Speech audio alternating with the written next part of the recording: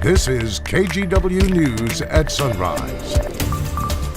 We're following breaking news this morning after a shooting late last night in the Powerhurst-Gilbert neighborhood of Southeast Portland.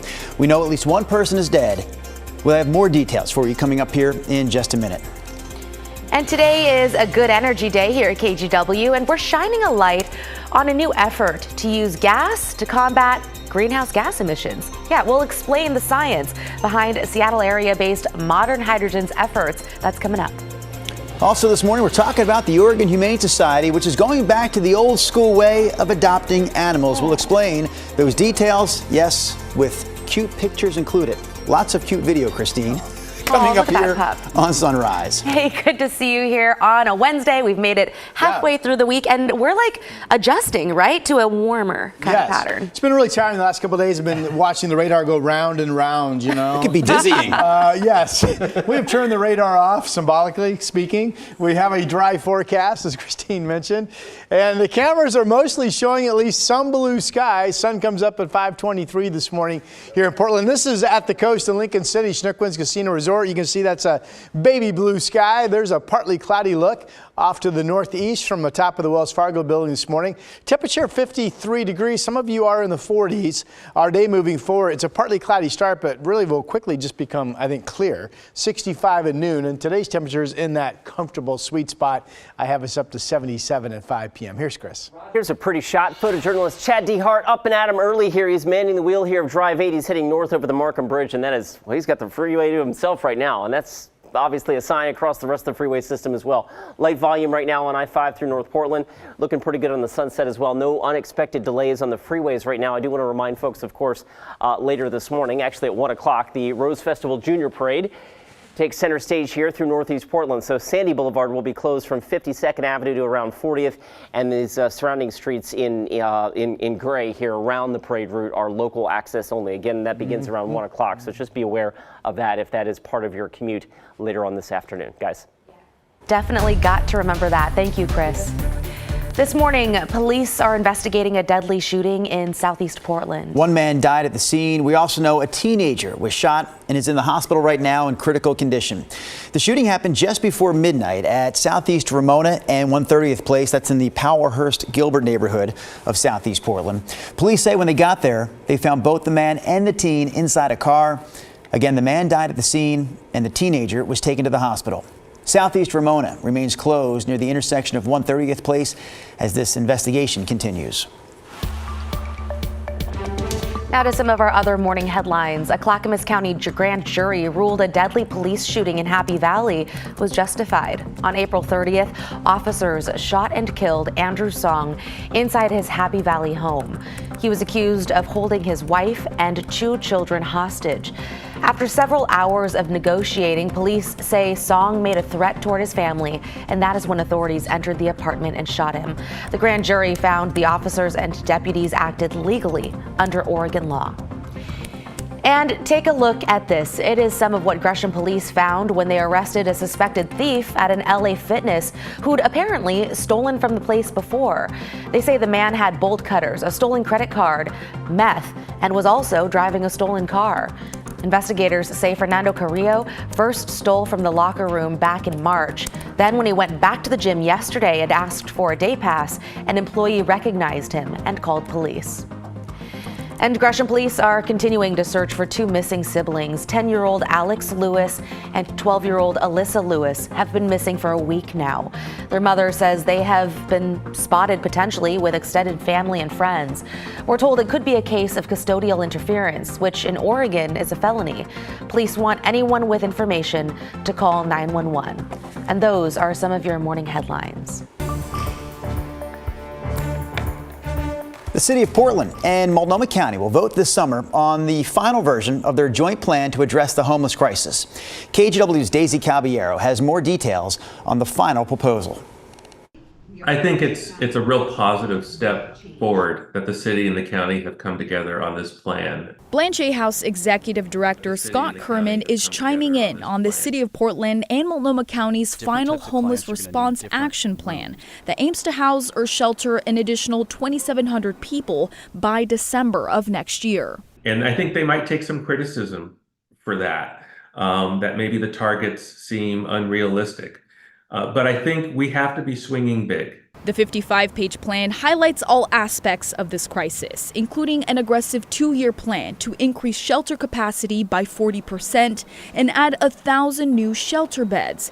And while some may see this as ambitious, Kerman is rooting it on. If we set our sights high like this plan does, then we have the opportunity to achieve big things and certainly work towards big outcomes. Starting this month, plan partners will start to identify 20 commercial buildings in downtown Portland to convert into housing and open 276 new shelter beds by the end of this year. This updated plan also comes after hundreds of community members voiced their thoughts these last 2 months, asking a few things to be added to the plan, including better housing needs for refugees and asylum seekers, expand the behavioral health workforce, and funding additional day services for people experiencing homelessness, like the Blanchet House.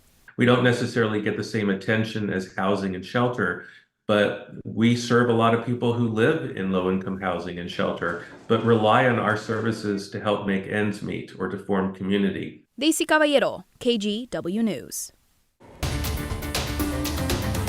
After nearly 4 decades in business, a popular Southeast Portland bakery is down to its final weeks. Jacaiva's Bakery and Chocolatier will close its doors for good June 29th. Jacaiva's owners initially planned to close last fall, but say customers helped them stay open much longer than they expected. They're now working to sell their building on Southeast Hawthorne. They say at this point they just can't realistically operate in a way that's beneficial for both staff and customers. Last year, the owners told us the pandemic and increased crime hit them hard. In-person adoptions are once again the only way you can bring home an animal from the Oregon Humane Society. Thank you my for gosh. The added sound, Rod Hill.